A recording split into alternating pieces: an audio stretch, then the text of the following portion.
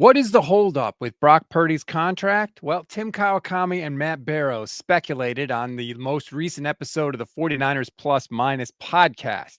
It all comes down to the last thing Jed York said from the league meetings.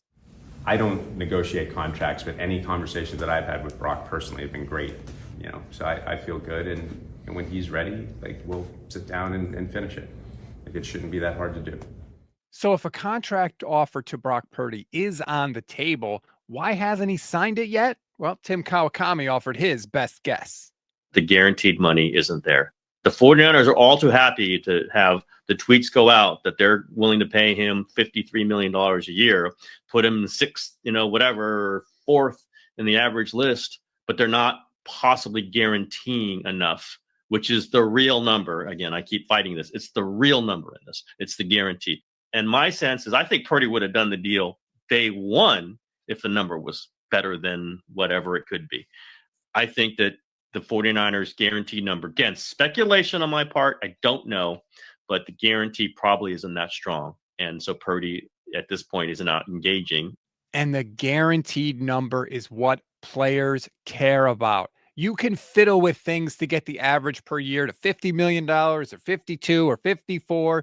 That's not the important thing. Players want to know how much money is going to be in their bank account, regardless of injury, coach firings, team success, or anything else. And the 49ers do not like to give out a lot of guaranteed money because it hurts team flexibility. It's harder to get out of contracts, to cut guys, to trade guys if a lot of guaranteed money is on the books. So that potentially could be the impasse with the Niners and Brock Purdy.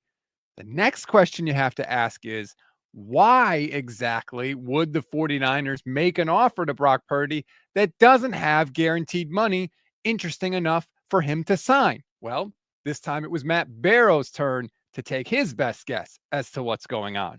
I think that the 49ers are relying on the fact that Brock Purdy is Brock Purdy, and he's not Brandon Ayuk. I mean, they're different personalities. Brock Purdy wants to be there. I mean, he didn't like how the season ended, and he wants to be the guy in the locker room. He wants to live up to whatever contract he gets.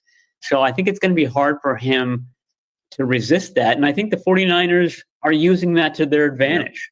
Yeah. They think that we can, this guy's got such a sense of responsibility that maybe he will acquiesce to something that is a little bit lower or lower than even what his agent is saying, that he'll supersede his agent at some point and say, I'm ready to sign. That is a huge risk to take if you are the 49ers. That is such a massive gamble. And I think it's a miscalculation on their part if it is in fact what they are betting on.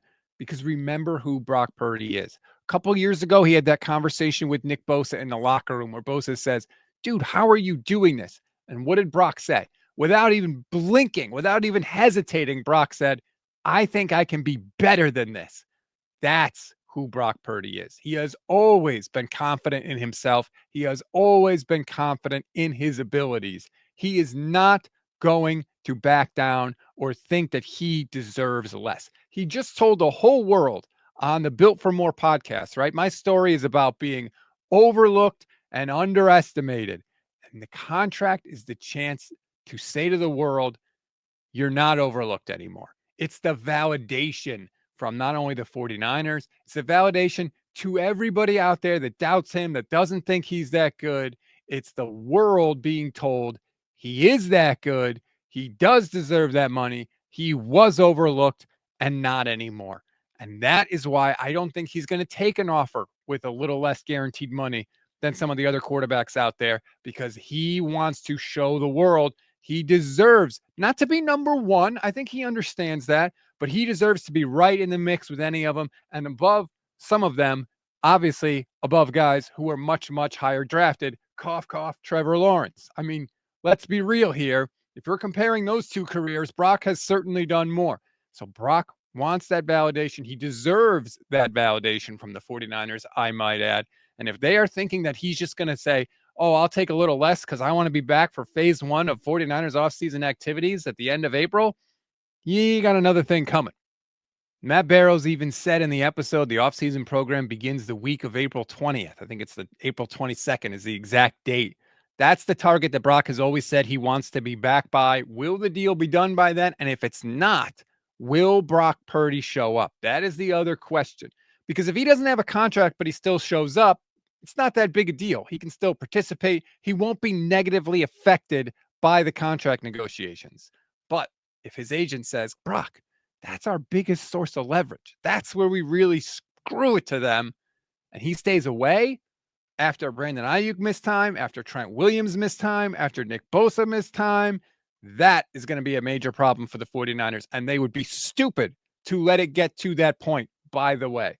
They know what they have to do to end this. They can do it. The question is, will they choose to do it without it becoming a massive problem?